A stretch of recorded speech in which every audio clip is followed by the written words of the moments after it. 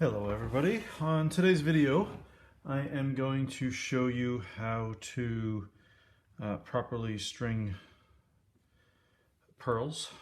So this is a heavy duty, I think it's nylon, cotton perhaps, thread, and it comes with a needle already on it, although you can get ones that don't have needles.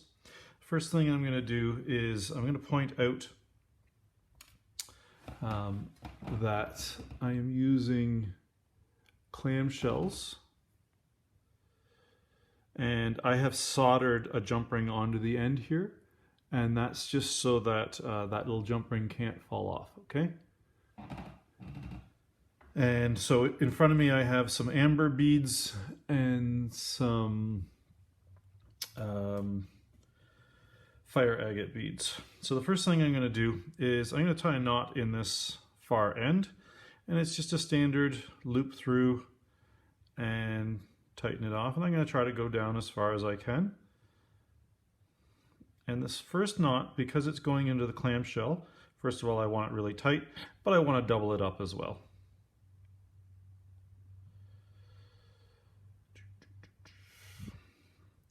Then, to stop it from unfurling, two things I'm going to do. I'm just going to grab a pair of pliers and I'm going to hold on to the loose ends. I'm going to pull it really tight, and I'm using clear acrylic to do this, to tighten the knots. You can use a glue as well.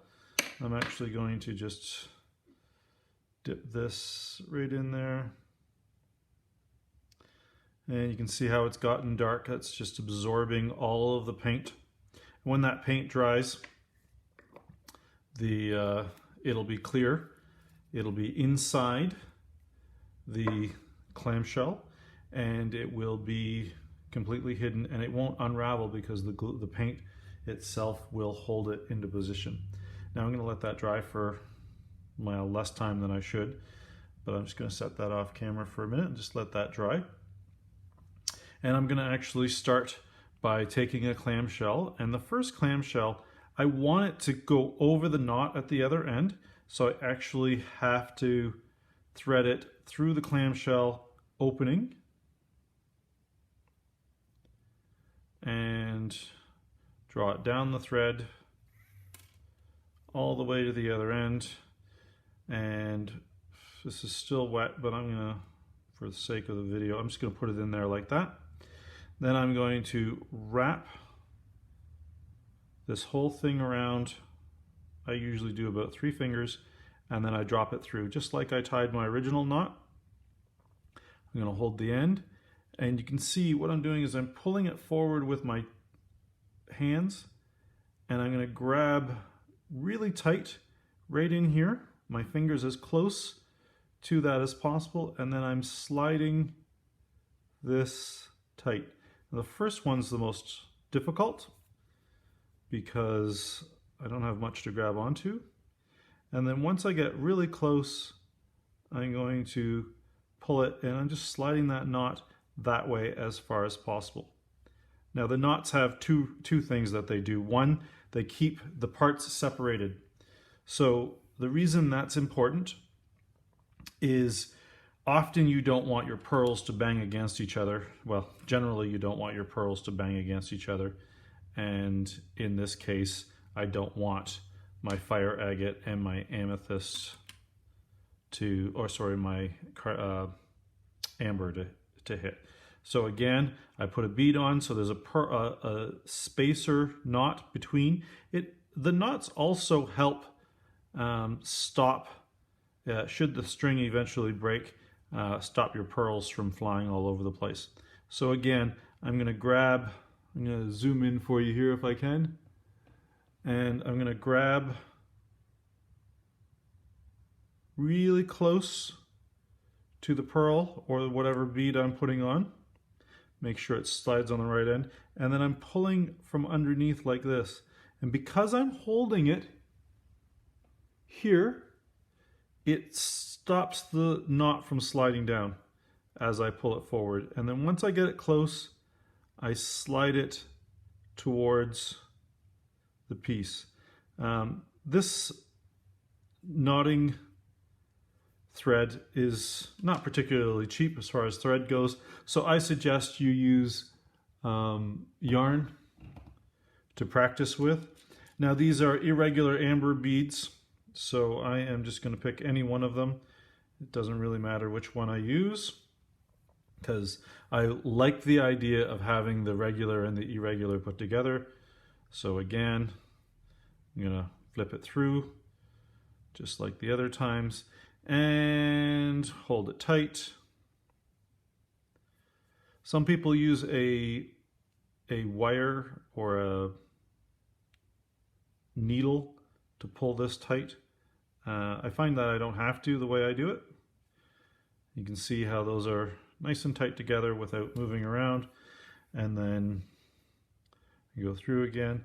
Now, just to make this video run a little bit quicker, I'm going to put on beads of alternating colors. So here's my fire agate,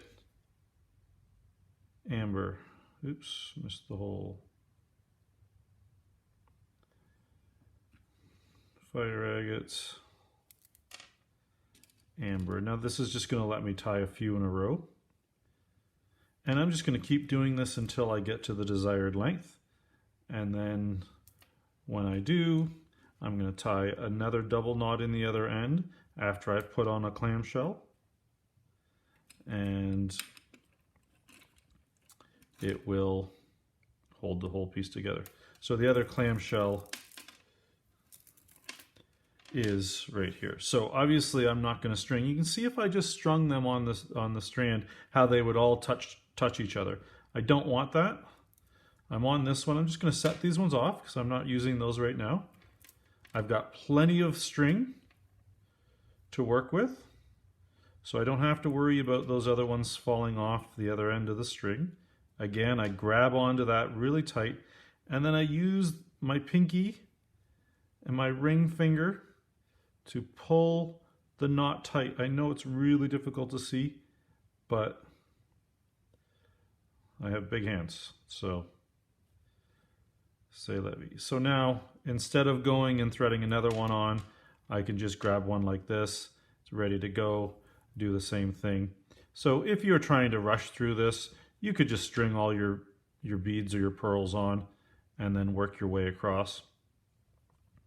I tend to do a few at a time because I would not want my pieces to fall all over the place.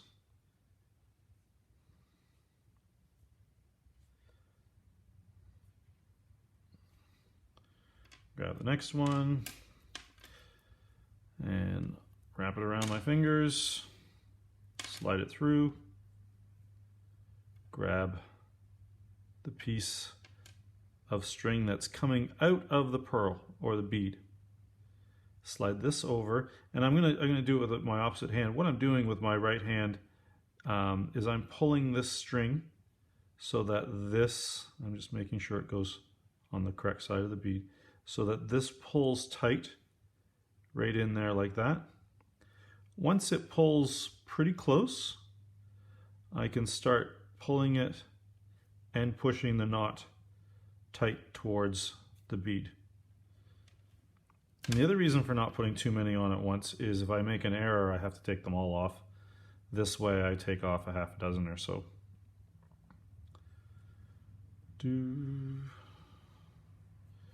So you just keep doing this until you get the right length, which is going to take me a couple of minutes. This sort of project takes anywhere from 15 to 20 minutes.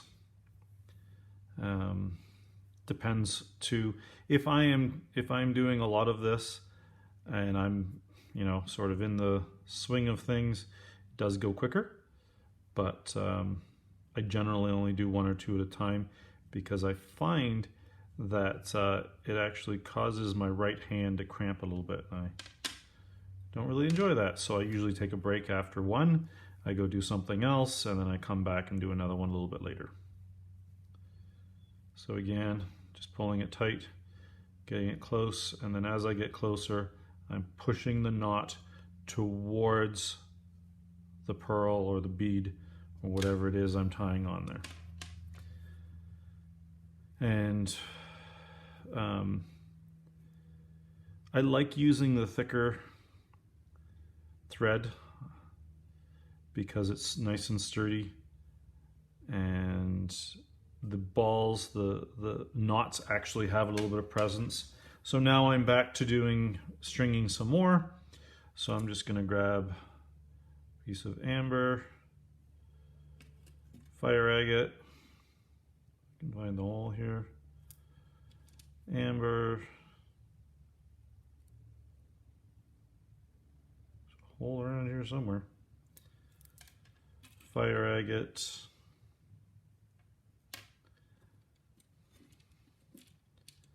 amber,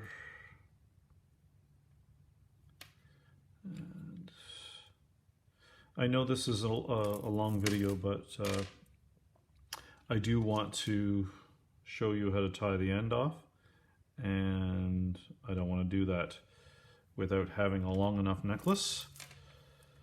So again, I'm going to go here, I'm on amber, so I'm just going to slide these ones off. There's about 6 or 8 inches away, maybe a bit more. And continue along here. While I'm working on this, that little knot that I put the glue on is dry by now. Now again, if you listen to me at the beginning of the video, I use clear acrylic for that. There is a glue, a knotting glue that you can put on your knot at the end. Generally you don't put them on the middle because you don't want to touch your pearls with glue, and you also don't want to stiffen your knots in the middle. You want them to stay nice and fluid. Otherwise, your tied or strung necklace won't have the same movement. So you kind of want to stick with it. Okay, and again, remember, if you've enjoyed any of my videos or you've learned anything, please share them. And I don't know, I don't really know what it means because I'm not a big YouTube guy. I'm not a big, one of those kind of slightly older guys. And spending my time online is not really something I do often. And that's why I only upload videos sometimes. But I do appreciate your appreciation. The more views I get, I guess something good happens. I don't know. But I'm just going to keep plugging away here. And I realized that the other day I was doing a video, and I realized that my videos are very educational. I'm a jewelry instructor, and I'm also the author of Cuttlebone Casting with Confidence. I'm in the middle of working on another book as well on primitive casting, which should be quite interesting for those of you who have read my cuttlefish book. Format will be kind of similar, and hopefully the information will be well received as my first book was. Oops, I suppose I should slide down that pearl. So I've got, in this amount of time, I've got about 5 inches done, and you just keep going.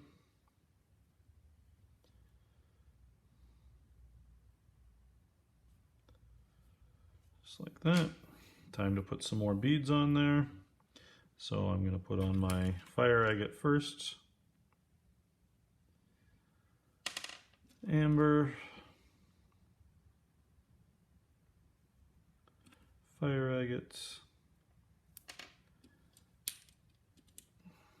Amber.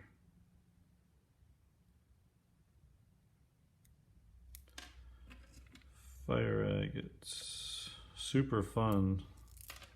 And I generally don't have music in the background because I find it distracting when I'm instructing, but also YouTube and getting the rights to things and yada yada yada. It's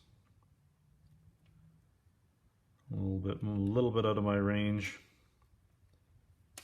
And I have been stopping on amber when I do this, And the reason for that is the fire agate beads slide a lot more. So when I get down here, it's more likely that my beads will slide off the end if I put a fire agate on the end.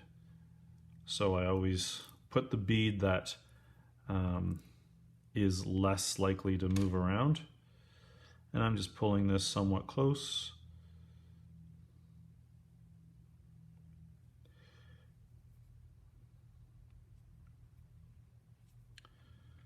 Grab my amber, wrap it around, and as it gets longer, this little wrap through thing gets, oops, a little bit more annoying.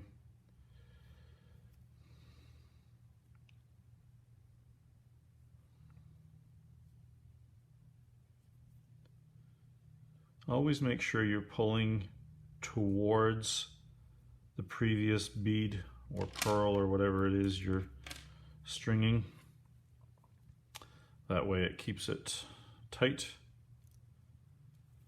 And this is got to get it right in one turn because it's really annoying to get these knots undone. If you have one that's a little loose, where there's a bit too much space in between and your bead is sliding back and forth, it can be quite the little pain in the butt to correct it. And that's it. And you just keep going. And I'll finish this off and then I'll show you quickly how to put the last end cap on. And then, although I'm not going to tie it off because it's not going to be long enough for that. Again, I am using proper thread for this. Don't just use any sort of thread. So you can see how this one here is a bit further away. I need to slide it that direction. A lot of times your thread will get a little bit wound. It's a good idea to avoid that.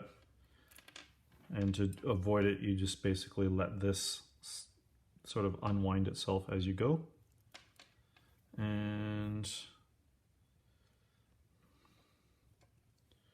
again, I'm holding tight, pushing the knot towards the previous bead. A couple more, and then I'll put the end cap on.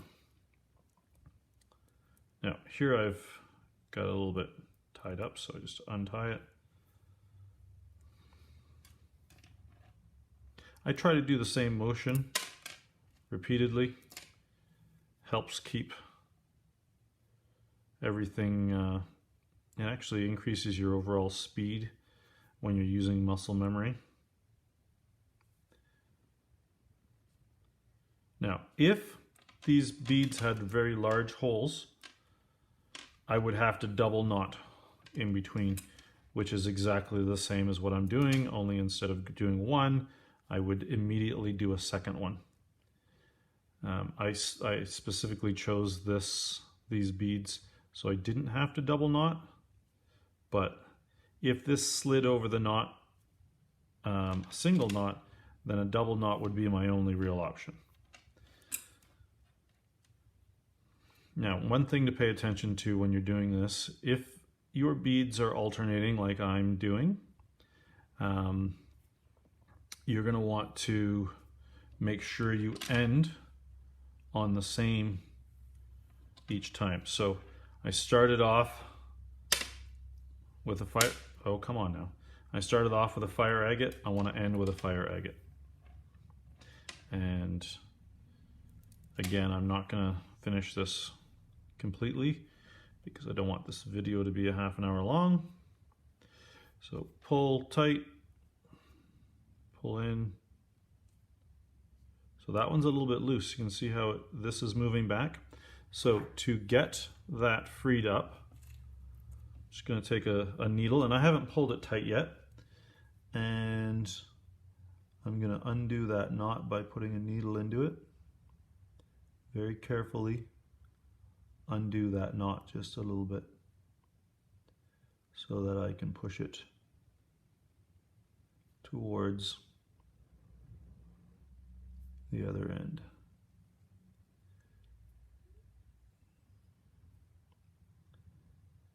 There we go. So this is the method of using a needle.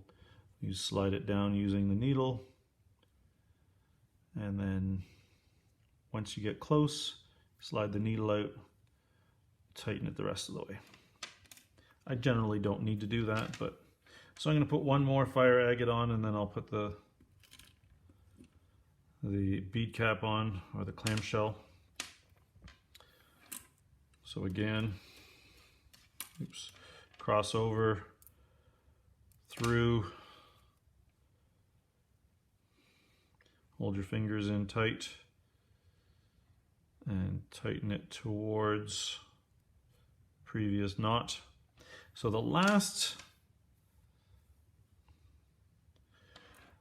for the end cap, previously on the first one I went through the opening, on the last one I go through the tail of the clamshell, so that I'm going from the back through the opening, and then I would put this on here like this.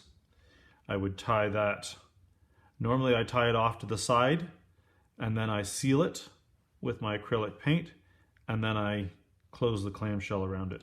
So closing the clamshell, I'm just gonna grab a couple pairs of pliers here. Sorry about that. So to close the clamshell, and I'm going to close the one at the beginning here. First I'm going to cut off the extra little pieces of string there. Tuck it in. Make sure, and I'm just going to zoom in for you here so you can see that it's in there, and then I'm just going to squeeze the clamshell shut.